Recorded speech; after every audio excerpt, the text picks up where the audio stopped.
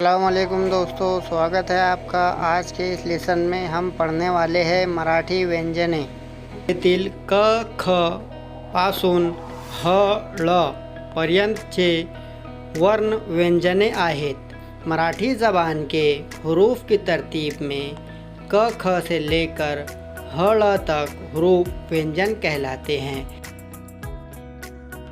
ज्यांचा स्वतंत्रपणे उच्चार करता येत नहीं त्यांना व्यंजने म्हणतात।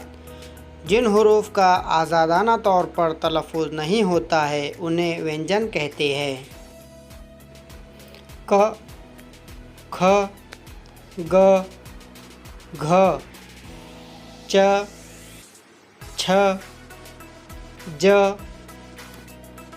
झ, ट, ठ, ड, ढ, न, त, थ, द, ध, न, प, फ, ब। यहाँ पर हमारा लेसन ख़त्म होता है। इसके आगे का लेसन हम नेक्स्ट वीडियो में देखने वाले हैं। तो दोस्तों बने रहिए हमारे साथ और सीखिए मराठी उर्दू से। तो हमारा वीडियो अगर पसंद आए तो लाइक कीजिए, शेयर कीजिए और सब्सक्राइब कीजिए हमारे चैनल को।